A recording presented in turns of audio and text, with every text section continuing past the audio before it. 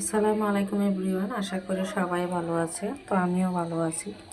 তো এখানে আমি ভর্তার জন্য আজকে কিছু উপকরণ নিয়েছি। এখানে একটা লইট্টা শুটকি আমি কুচা করে নিয়েছি, গরম পানি দিয়ে ধুয়ে নিয়েছি। এখানে আমি একটা টমেটো নিয়েছি, একটা বড় সাইজের পেঁয়াজ নিয়েছি, আর এটা হয়েছে রসুন। রসুনটা ডিপ ফ্রিজে ছিল কাঁচা, এটা আমি নিয়ে নিয়েছি থেতো করে। এটাও আমি সুন্দর করে তেলে ভেজে আজকে ভর্তাটা বানাবো। তাছাড়া এখানে নিয়েছি অনেকগুলা কাঁচামরিচ, নিয়েছি পেঁপে, নিয়েছি এখানে দেশি লাল আলুটা। তো আমি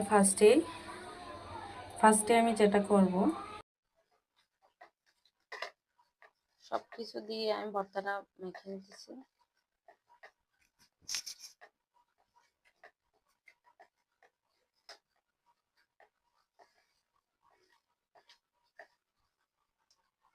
পেঁয়াজ কুচিটা দিয়ে দিতেছি।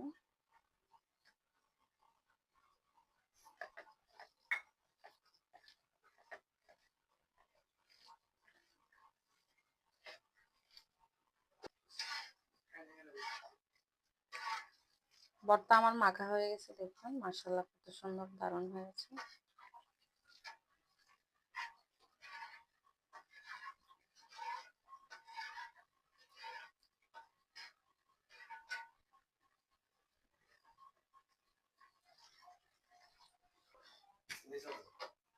সরষের তেল দিয়ে দিতেছি।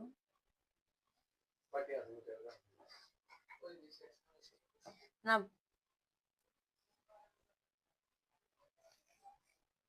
কেমন হয়েছে অবশ্যই কমেন্ট করে জানাবেন।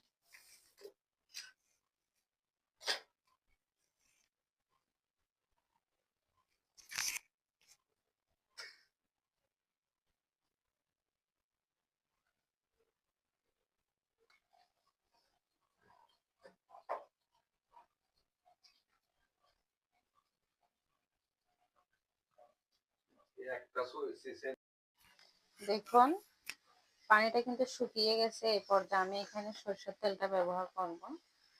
সরষের তেলটা দিলে হয় কি, সরষের তেলটা দিয়ে সুন্দর করে আমি তেলে নিব, তাহলে আমার ভর্তাটা খুব দারুণ হবে। যতটুকু পারবো আমি খুন্তির সাহায্যে, মানে চামচের সাহায্যে ভেঙে দিব। বাকিটা আমি হাতে চটকে চটকে মেখে ভেঙে নিব। ভর্তাটা কিন্তু খুব দারুণ, আপনারা বাসায় একটু ভিন্নভাবে ভর্তা খেয়ে দেখবেন। তো ভর্তাটা মাখানোর জন্য আমি এখানে নিয়ে নিতেছি এক পাশে